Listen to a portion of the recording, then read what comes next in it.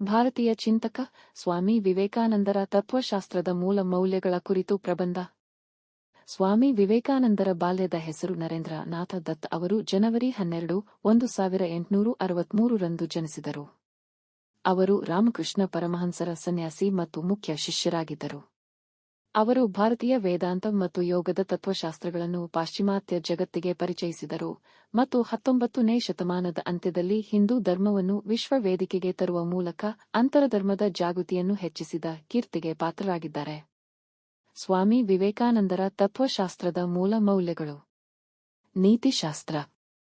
ವೈಯಕ್ತಿಕ ಜೀವನ ಮತ್ತು ಸಾಮಾಜಿಕ ಜೀವನ ಎರಡರಲ್ಲೂ ನೈತಿಕತೆಯು ಹೆಚ್ಚಾಗಿ ಸಾಮಾಜಿಕ ಖಂಡನೆಯ ಭಯವನ್ನು ಆಧರಿಸಿದೆ.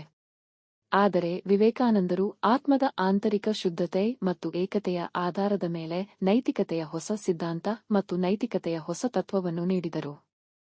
ವಿವೇಕಾನಂದರ ಪ್ರಕಾರ ನೀತಿ ಸಂಹಿತೆ ಎಂದರೆ ಮನುಷ್ಯ ಉತ್ತಮ ಪ್ರಜೆಯಾಗಲು ಸಹಾಯ ಮಾಡುವ ನೀತಿ ಸಂಹಿತೆಯೇ ಹೊರತು ಬೇರೇನೂ ಅಲ್ಲ. ನಾವು ಪರಿಶುದ್ಧರಾಗಿರಬೇಕು, ಏಕೆಂದರೆ ಶುದ್ಧತೆಯು ನಮ್ಮ ನೈಜ ಸ್ವಭಾವವಾಗಿದೆ, ನಮ್ಮ ನಿಜವಾದ ದೈವಿಕ ಸ್ವಯಂ ಅಥವಾ ಆತ್ಮ. ಹಾಗೆಯೇ ನಾವು ನಮ್ಮ ನೆರೆಹೊರೆಯವರನ್ನು ಪ್ರೀತಿಸಬೇಕು ಮತ್ತು ಸೇವೆ ಮಾಡಬೇಕು, ಏಕೆಂದರೆ ಪರಮಾತ್ಮ ಅಥವಾ ಬ್ರಹ್ಮನ್ ಎಂದು ಕರೆಯಲ್ಪಡುವ ಪರಮಾತ್ಮನಲ್ಲಿ ನಾವೆಲ್ಲರೂ ಒಂದಾಗಿದ್ದೇವೆ. ಧರ್ಮ. ಆಧುನಿಕ ಜಗತ್ತಿಗೆ ಸ್ವಾಮಿ ವಿವೇಕಾನಂದರು ನೀಡಿದ ಅತ್ಯಂತ ಮಹತ್ವದ ಕೊಡುಗೆಯೆಂದರೆ ಧರ್ಮವನ್ನು ಅವರು ಎಲ್ಲಾ ಮಾನವೀಯತೆಗೆ ಸಾಮಾನ್ಯವಾದ ಅತೀಂದ್ರಿಯ ವಾಸ್ತವತೆಯ ಸಾರ್ವತ್ರಿಕ ಅನುಭವವೆಂದು ವ್ಯಾಖ್ಯಾನಿಸಿದ್ದಾರೆ. ಈ ಸಾರ್ವತ್ರಿಕ ಪರಿಕಲ್ಪನೆಯು ಧರ್ಮವನ್ನು ಮೂಢನಂಬಿಕೆಗಳು, ಧರ್ಮಾಂಧತೆ, ಪುರೋಹಿತರ ಕುಶಲತೆ ಮತ್ತು ಅಸಹಿಷ್ಣುತೆಯ ಹಿಡಿತದಿಂದ ಮುಕ್ತಗೊಳಿಸುತ್ತದೆ.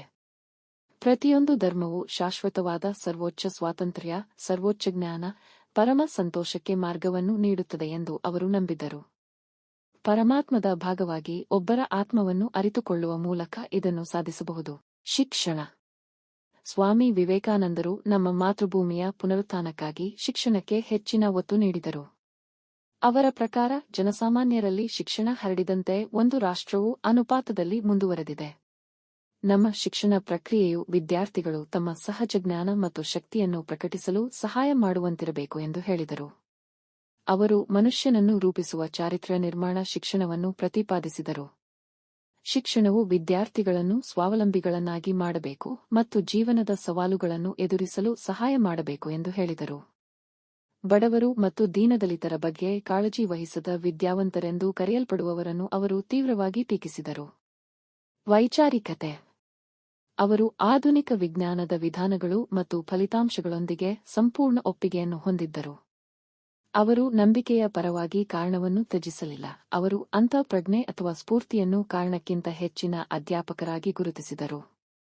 ಆದರೆ ಅಂತಃಕರಣದಿಂದ ಪಡೆದ ಸತ್ಯವನ್ನು ಕಾರಣದಿಂದ ವಿವರಿಸಬೇಕು ಮತ್ತು ವ್ಯವಸ್ಥಿತಗೊಳಿಸಬೇಕು. ರಾಷ್ಟ್ರೀಯತೆ.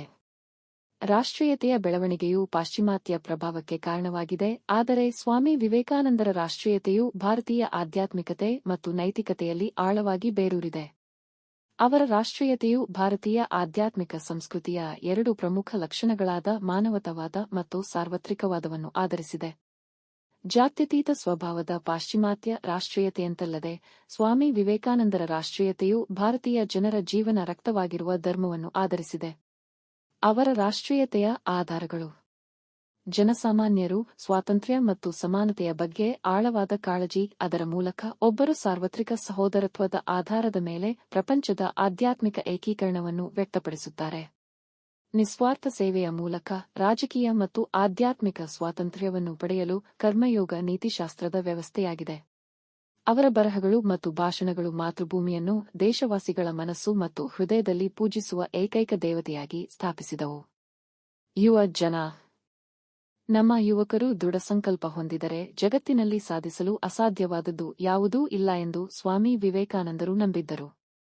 ಯಶಸ್ಸನ್ನು ಸಾಧಿಸಲು ಯುವಕರು ಸಮರ್ಪಣಾ ಮನೋಭಾವವನ್ನು ಹೊಂದಿರಬೇಕು ಎಂದು ಅವರು ಕರೆ ನೀಡಿದರು. ಅತ್ಯಂತ ಸಮರ್ಪಣೆಯೊಂದಿಗೆ ಸವಾಲನ್ನು ಅನುಸರಿಸುವುದು ನಿಜವಾಗಿಯೂ ನಮ್ಮ ಯುವಕರಿಗೆ ಯಶಸ್ಸಿನ ಹಾದಿಯಾಗಿದೆ. ಆದ್ದರಿಂದ ಯುವಕರು ತಮ್ಮ ಮಾನಸಿಕ ಶಕ್ತಿಯನ್ನು ಮಾತ್ರವಲ್ಲದೆ ದೈಹಿಕ ಶಕ್ತಿಯನ್ನು ಕೂಡ ಬೆಳೆಸಿಕೊಳ್ಳಬೇಕು ಎಂದು ವಿವೇಕಾನಂದರು ಕರೆ ನೀಡಿದರು. ಅವರಿಗೆ ಕಬ್ಬಿಣದ ಸ್ನಾಯುಗಳು ಹಾಗೆಯೇ ಉಕ್ಕಿನ ನರಗಳು ಬೇಕಾಗಿದ್ದವು. ಜನವರಿ 12 ರಂದು ಅವರ ಜನ್ಮದಿನವನ್ನು ರಾಷ್ಟ್ರೀಯ ಯುವ ದಿನವೆಂದು ಆಚರಿಸಲಾಗುತ್ತದೆ ಮತ್ತು ಆ ದಿನದಿಂದ ಪ್ರಾರಂಭವಾಗುವ ವಾರವನ್ನು ರಾಷ್ಟ್ರೀಯ ಯುವ ವಾರ ಎಂದು ಕರೆಯಲಾಗುತ್ತದೆ. ರಾಷ್ಟ್ರೀಯ ಯುವ ಸಪ್ತಾಹದ ಆಚರಣೆಯ ಭಾಗವಾಗಿ ಭಾರತ ಸರ್ಕಾರವು ಪ್ರತಿ ವರ್ಷ ರಾಷ್ಟ್ರೀಯ ಯುವ ಉತ್ಸವವನ್ನು ನಡೆಸುತ್ತದೆ.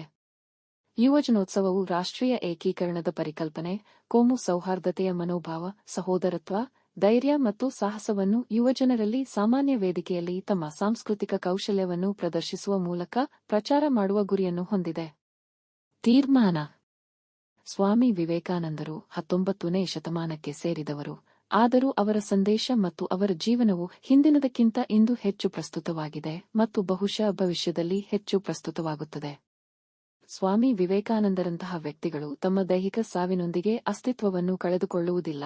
ಅವರ ಪ್ರಭಾವ ಮತ್ತು ಅವರ ಆಲೋಚನೆ, ಅವರು ಪ್ರಾರಂಭಿಸುವ ಕೆಲಸ ವರ್ಷಗಳು ಕಳೆದಂತೆ ವೇಗವನ್ನು ಪಡೆಯುತ್ತದೆ ಮತ್ತು ಅಂತಿಮವಾಗಿ ಅವರು ಊಹಿಸಿದ ನೆರವೇರಿಕೆಯನ್ನು ತಲುಪುತ್ತದೆ.